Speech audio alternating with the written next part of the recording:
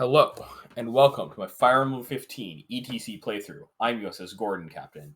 Here with, 1776. and you're watching Chapter 3-4, Sonya's Map.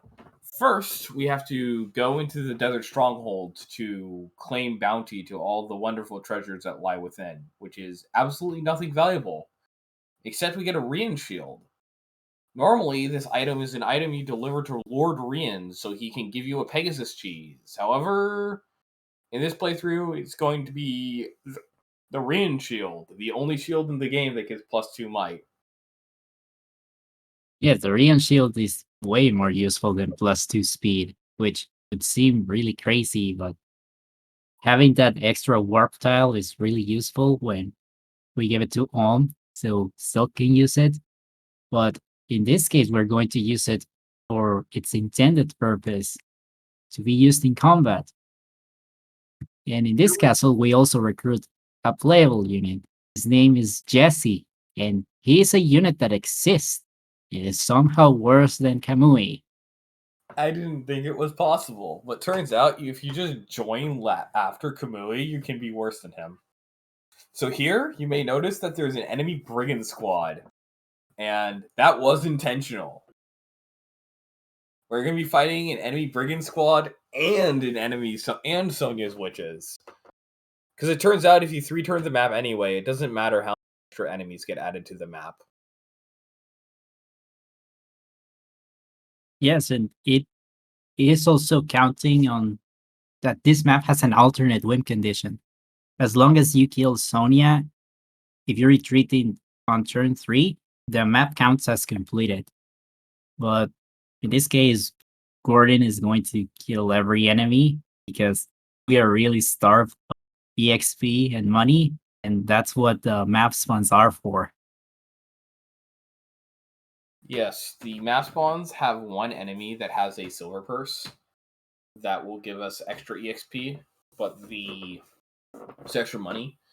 And since they're all brigands, they're weak enough that we can just mostly kill we can kill almost all of them just for free. Normally, this map would be seem scary because all of the witches and all of your units that don't have good resistance, but these witches are pretty bad at fighting. Like, even Saber and Jesse can take them out. And the great thing about witches is that they give a lot of EXP, and that is going to be useful for Paula and Leon. And the other great thing about the map spawns is that not only are they weaker than the enemies that are normally given out, because we're playing in a desert map, they get restricted by the sand because they are foot units. So in this case, the desert actually works in our favor instead of against us. Yes, we've been using the shove to sort of make the desert work more and more in our favor. Here we're going to see Katria kill a random archer that normally Atlas is supposed to kill. Atlas is going to stand on that tile. Atlas being on that tile is really nice because it means that the enemy witch is going to target him instead of targeting Paula. Paula can't actually survive 2 enemy archers, so having her fight 1 is really nice.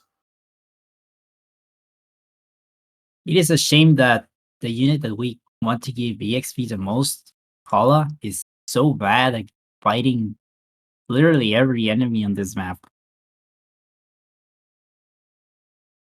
Yeah, it's almost like the game designers didn't want Paula to promote.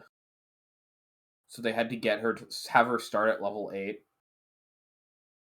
I legitimately think that if Katria started at level 8 and Paula started at level 5, that Katria would be a better unit than Paula. Very likely. And now we get the glorious enemy face, which is all this map really is. We get Hunter's Volley, which is going to be great for the next map and every map after, being the most busted skill in Fire Emblem, at least of the ones that are reliable. And May also gets to do some weapon rank gain because the Rion Shield not only gives better attack and better defense, it also gives better resistance. And it also grants the shove skill. And because Mei is actually good at fighting unlike the rest of her units, she's a prime candidate for using the shield to get into a few fights and unlock shove. Yeah, you may remember that we did this similar thing for Valbar, where we gave him the Iron Shield in 3-1 so he could learn Shove. Well, now we're doing the same thing for May, where we give May the Rian Shield in this map so she can learn Shove. Because there really isn't a single playable unit that's actually good at fighting. Yes, because Leon is good at fighting, but he's carried by his killer bow, and because this is not a regular firearm game, he cannot equip the Rian shield and the killer bow at once. And here's where the sand comes in helpful, blocking the enemies from attacking Leon.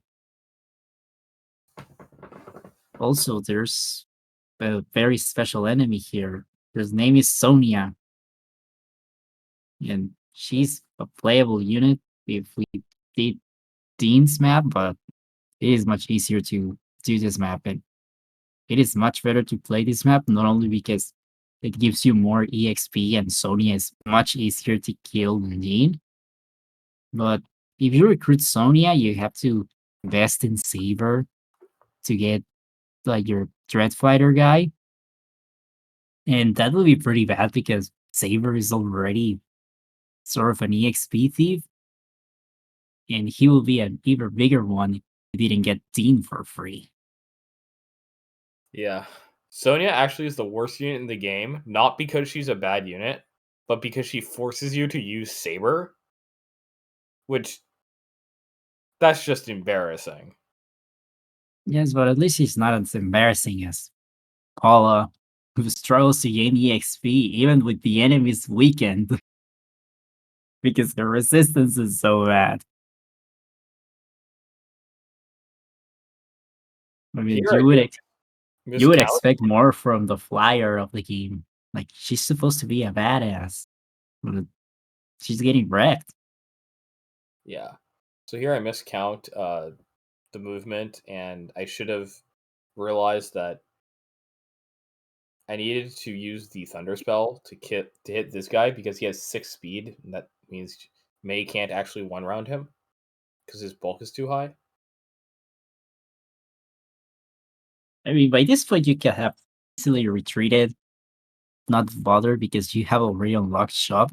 But hey, the more EXP, the merrier. Yes. The main reason you want to route the map is so that Paula can gain battle experience from the end of map EXP rather than being stuck at 0.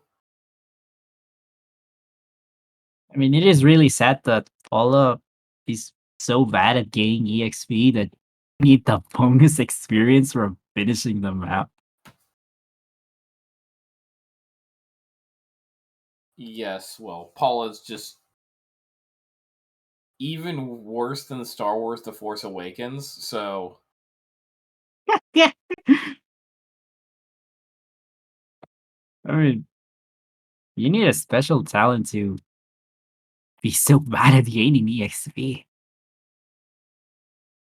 I mean, if we didn't need her to kill the Necro Dragons in Act 4, we wouldn't need to bother with Paula. yep. I mean, the sad part is that the developers probably intended to get both Paula and Katria promoted, but if Paula with the level advantage cannot even make it, well, Katria is in a really rough spot. So here, the positioning baits all the enemies into attacking May and not some Celica because May has less defense than Celica because Celica's wielding the Iron Shield. So they go, oh, May's really low HP. Let's kill May. And May doesn't die because May's a goddess. And that was Sonya's map, cleared in 3 turns. We'll see you next time for Korea Citadel. See ya.